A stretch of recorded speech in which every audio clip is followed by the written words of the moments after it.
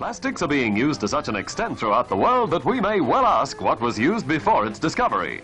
Before 1950, plastic was barely a part of American life. So, how did our culture become so plastic? Modern plastic didn't really get its start until World War II, when the military realized how versatile it could be. If you're old enough to remember the old-fashioned glass windscreens, this is what happened when you banged your nut. Yeah, huge improvement there. But after the war ended, plastic companies needed to find new ways to sell their products. Both sheets and powder are now being dramatically applied to peacetime living in hundreds of beautiful and useful ways. And so, plastic went from protecting cargo to protecting our leftovers. Food stored in baggies plastic bags always have the sound of freshness. And nylon went from the skies to our thighs. They stretch better to fit better. And of course, who could forget? My mama done told me, she told me, hun, we're having a party, a Tupperware party. People went absolutely crazy for plastic. In a new plastic decorator container. Put them in a polyethylene plastic bag. And to brighten up the plastic tree, plastic decorations. Nowadays, everything can be made in plastic. This was where our addiction began. For decades, Americans had a make it do or do without mentality.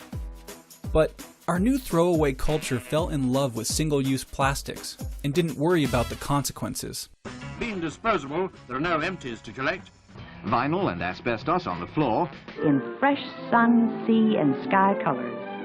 Oh, the irony.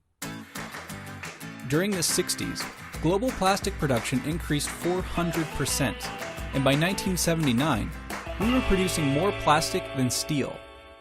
But people were starting to worry about plastic side effects. Exposing animals to BPA resulted in serious ailments that signaled problems in humans. We are suspicious of acrylonitrile because it's chemically related to vinyl chloride. Utter nonsense. Side note, they were talking about these bottles specifically, which were created by Coca-Cola and Monsanto in 1975. And surprise, acrylonitrile is toxic, and it was used in food and beverage containers for 3 decades. It was finally banned in 1977, and the bottles were taken off the shelves. And as the research was stacking up, so was the garbage. Due to a landfill shortage, a ship nicknamed the Garbage Barge made headlines in 1987 after it wandered the shorelines for months looking for a place to dump its trash. And it got people talking. It may seem odd to you that for such a large country we're having trouble with our garbage, but we're drowning in this stuff. So we added a 4th R to reduce, reuse, recycle. Refuse. With that, in 2007, San Francisco banned plastic bags. They end up as a litter problem. The city has to spend tens of millions of dollars cleaning up that litter problem. They get in the ocean and they're ingested by marine mammals, turtles. They cause huge problems there. The measure would require stores to offer only bags made of recyclable paper, reusable cloth, or new bio bags that can be turned into compost. Powerful plastic lobbies freaked out, worrying that the trend would catch on, and spent millions trying to overturn the statewide bill in 2015. They also successfully lobbied states to preemptively ban plastic bag bans, under the guise of protecting the consumer in the grocery stores.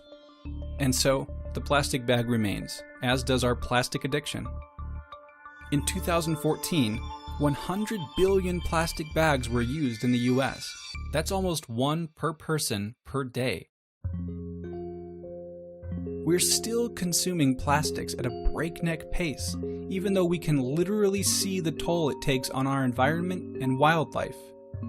So far, some 700 species of marine animals have been reported to have eaten or been entangled in plastic. And scientists estimate that by 2050, virtually every seabird species on the planet will be eating it.